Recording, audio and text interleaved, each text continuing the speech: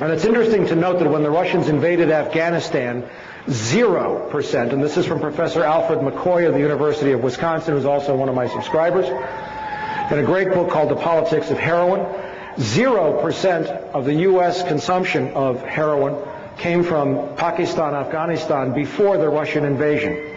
By 1985, 86, 40% of the heroin in the United States came from that region, all controlled by the Central Intelligence Agency. And Osama bin Laden came up under a guy named Gulbuddin Hekmatyar, who ran 6 heroin labs, all protected by the CIA and controlled by the agency.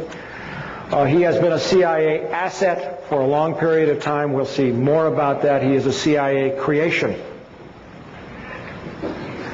Now we come to September 11th, and we're going to go into a timeline here, and I have written several stories, and I was on the radio here with Sheila Hamilton at KPAM just a few days after the attacks, and I was saying the U.S. government knew these attacks were going to take place and did not stop them. And I keep building to that evidence, but I'm going to show you a couple of things now. Not by any means all of the evidence that I have of foreknowledge, but just a couple of telling points. Israeli security issued urgent warning to CIA of large-scale terror attacks.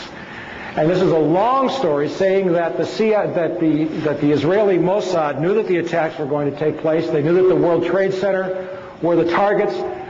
This is from the British paper The Telegraph. Two senior experts with Mossad were sent to Washington in August to alert the CIA, and so on and so forth. This is just one of probably 24 examples that I have that are absolutely specific. Now bear in mind that if what I'm showing you is known overtly through the media, how much more does our $30 billion intelligence community know?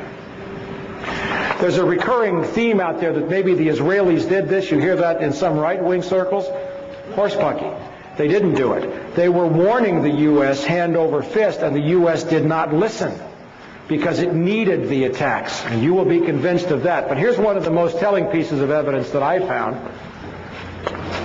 We reviewed the list of former tenants of the World Trade Center at the online Wall Street Journal site, and there's the website. It is an alphabetical list of tenants. Scroll to the very bottom and notice the moving date for the office of Zim American Israeli Shipping to Norfolk, Virginia. They were in the World Trade Center. They must have had Mossad's input because they vacated 1 week before September the 11th, and they broke their lease. The Israelis didn't pull the attack, but they were smart enough to get their people out of the way. How come our government didn't do the same thing for us?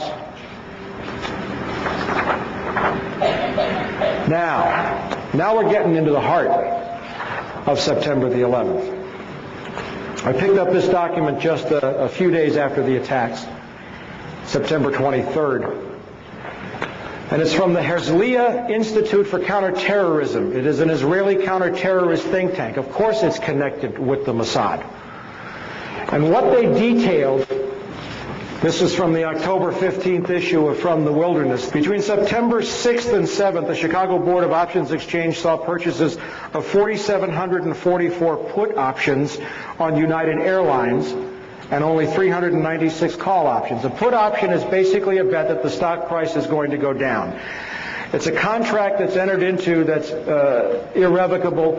And let's say the gentleman in the suspenders, I do a put option deal with you to sell shares at $100 in 2 weeks, 4 months. 4 months is the standard, but you can write the contract for anything you want. And he's committed now to buy the shares for $100. Well, if I know that the attacks are going to take place, I don't have to deliver the shares until the contract matures. So if I know the stock is going to crash, he enters into a put agreement with me, agrees to buy the shares at $100. The next day the World Trade Center attacks happen. The stocks are selling for $20. I go buy the shares for $20, and he has to buy them for $100. That's how a put option works. That's the short version, okay? So we saw 4,744 put options on United Airlines, but only 396 call options. On September the 10th, 4,516 put options, same deal, were placed on American Airlines, bought on the Chicago Exchange, compared to only 748 calls.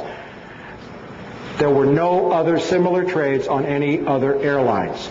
And this level of put options was like 600 to 1,200% above normal for United and American Airlines. Now, just these trades alone, there were also put options placed on Merrill Lynch, which had 22 floors. Morgan Stanley had 22 floors, and Merrill Lynch had an offices near. Both were heavily impacted. Heavy put options there, heavy put options on reinsurance companies, Munich Reinsurance, the largest in the world, AXA Reinsurance in France, which owned 25% of American. Totally out of whack. Absolutely spiking. There's another newsletter that says very clearly, by a guy by the name of Phil Erlanger, and this is his newsletter, that the insider trading may have cost $1 billion. Now just these ones that were identified, produced only $2.5 million in instant profits for somebody who knew the attacks were going to take place. Nobody claimed the profits. The San Francisco Chronicle caught it shortly thereafter, and nobody has claimed them since. And we don't know who made the trades.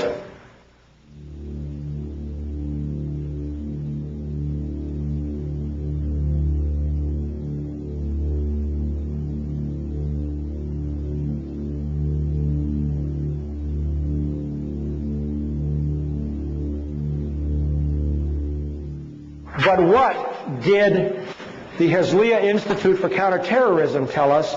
It told us that the United Airlines put options were placed through the firm A.B. Brown. Do you remember A.B. Brown? A.B. Brown was the firm headed until 1998 by A.B. Buzzy Krongard, who is now the executive director of the Central Intelligence Agency. A.B. Brown was sold in 97 to Bankers Trust, then to Deutsche Bank, I think in 98 or 99. It was an offshoot of Deutsche Bank. Now, one thing that I know, that I have written heavily about, is that the CIA, the Mossad, and major intelligence services track all stock trading in real time. On my website, you'll see stories about Promise software, and it's very long to go into, but it's a very sophisticated software. I'm going to write the website for you. It's a very sophisticated software that's been made with artificial intelligence and is capable of integrating wide numbers of databases in different languages. You'll find this on my website at www.topvcia.com.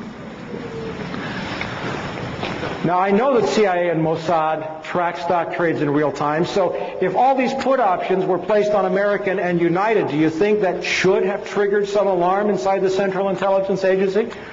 But instead we find that the trades were placed through a firm that was once owned, managed by the guy who was the number 3 at CIA. These are just pieces of evidence now. I'm building the case. Now, again, we're building up some history here. In January of this year, the Taliban and Al-Qaeda destroyed the entire opium crop in Afghanistan. It's been verified by the United Nations, by the Drug Enforcement Administration, by ABC News, by BBC, who put people on the ground. Afghanistan had been the world's largest producer of opium, producing 70% of the world's heroin through the year 2000. In January, they destroyed their crop. Part of it was a price support. They had overproduced the year before, part of it, and they sold from their stockpiles. But there are no opium crops in Afghanistan right now. They've all been planted, of course, since the Bush administration and the CIA have lifted the ban, and everybody can go back to work and the CIA can move the heroin again.